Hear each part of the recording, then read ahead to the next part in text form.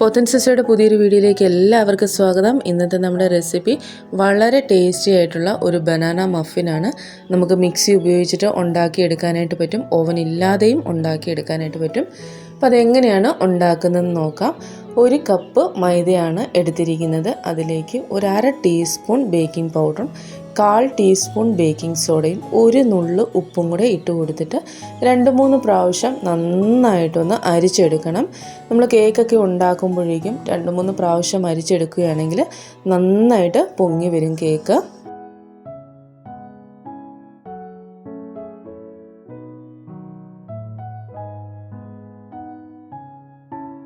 ഇനി ഒരു പാത്രത്തിലേക്ക് റോബസ്റ്റ പഴമാണ് ഇട്ട് കൊടുക്കുന്നത്. 1/4 കിലോ പഴമാണ് എടുത്തിരിക്കുന്നത്. നല്ലപോലെ പഴുത്ത് കറുത്തു പോയ പഴമൊക്കെ ഉപയോഗിക്കുകയാണെങ്കിൽ നല്ല ടേസ്റ്റ് ആയിരിക്കും. നമ്മൾ ഉപയോഗിക്കുന്ന പഞ്ചസാരയുടെ അളവും നമുക്ക് കുറച്ച് ചേർത്താൽ മതിയാവും. അപ്പോൾ നന്നായിട്ടൊന്ന് ഉടച്ചെടുക്കാം. ഇത് നമുക്ക് മിക്സിയിലിട്ട് അടിച്ചെടുക്കേണ്ട ആവശ്യമില്ല. ഇതേപോലെ നന്നായിട്ടൊന്ന് ഉടച്ചെടുക്കണം.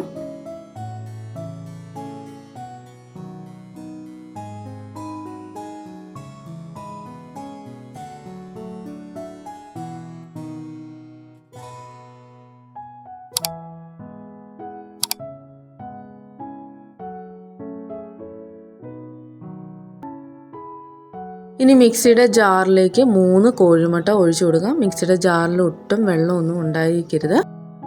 കേക്കിൻ്റെ എല്ലാ സാധനങ്ങളും റൂം ടെമ്പറേച്ചറിലുള്ളതായിരിക്കണം.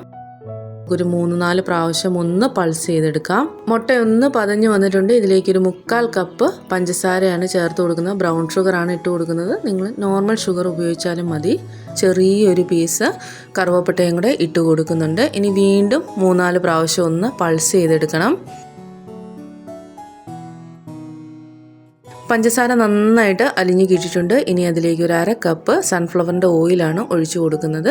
വീണ്ടും നമുക്ക് 3-4 പ്രാവശ്യം ഒന്ന് പൾസ് ചെയ്തെടുക്കാം.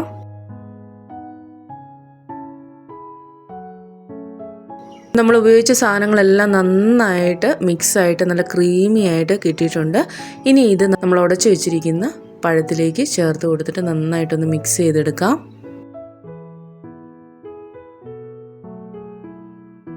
ഇനി നല്ലൊരു ഫ്ലേവറിന് വേണ്ടിയിട്ട് 1/2 ടീസ്പൂൺ വാനില എസൻസും 1/2 ടീസ്പൂൺ മിക്സഡ് ഫ്രൂട്ട് എസൻസും കൂടെയാണ് ചേർത്ത് കൊടുക്കുന്നത്. മിക്സഡ് ഫ്രൂട്ടിൻ്റെ ഇല്ലെങ്കിൽ വാനില മാത്രം ചേർത്ത് കൊടുത്താൽ മതി. അപ്പോൾ 1 ടീസ്പൂൺ ചേർത്ത് കൊടുക്കുക.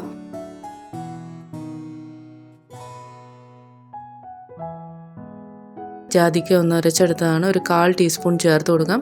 അപ്പോൾ പഴം വെച്ചിട്ടുള്ള റെസിപ്പിയിൽ നമ്മൾ ഈ കറുവപ്പട്ടയും ജാതിക്കയൊക്കെ ചേർക്കുമ്പോഴേക്കും നല്ലൊരു ഫ്ലേവർ ആയിരിക്കും. ഇനി അതിലേക്ക് നമ്മൾ അരിച്ചു വെച്ചിരിക്കുന്ന പൊടി കുറേശ്ശെ ചേർത്ത് കൊടുത്തിട്ട് നന്നായിട്ടൊന്ന് മിക്സ് ചെയ്തെടുക്കാം. മിക്സ് ചെയ്യുമ്പോഴേക്കും അടി കൂട്ടി നന്നായിട്ട് ഇളക്കിയെടുക്കുക.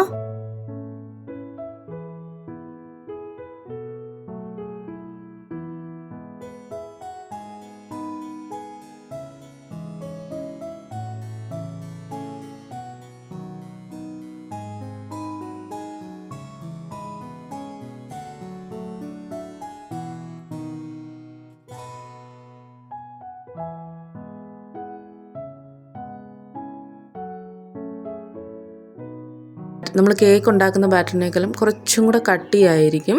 അപ്പോൾ ഇനി ഞാൻ ഉപയോഗിക്കുന്നത് ചെറിയ ചായക്കപ്പാണ്, പേപ്പർ ഗ്ലാസ് ആണ് ഉപയോഗിക്കുന്നത്. അതിലേക്കൊരു 1/4 ഭാഗത്തോളം ഒഴിച്ചു കൊടുക്കാം. ഇത് നിങ്ങൾക്ക് ഓവൻ ഇല്ലാതെയും ബേക്ക് ചെയ്തെടുക്കാം. നമ്മൾ സാധാരണ കേക്ക് ബേക്ക് ചെയ്യുന്ന പോലെ തന്നെ ഗ്യാസ് സ്റ്റൗവിൽ വെച്ചിട്ട് നമുക്ക് ബേക്ക് ചെയ്തെടുക്കാം.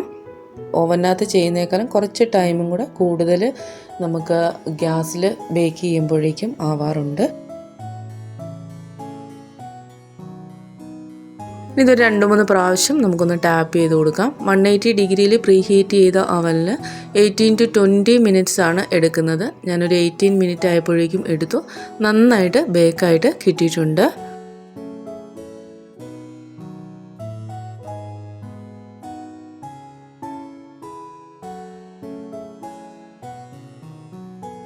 അപ്പം വളരെ ടേസ്റ്റി ആയിട്ടുള്ള ഒരു ബനാന മഫിനാണ്. എല്ലാവരും ഒന്ന് ട്രൈ ചെയ്ത് നോക്കുക.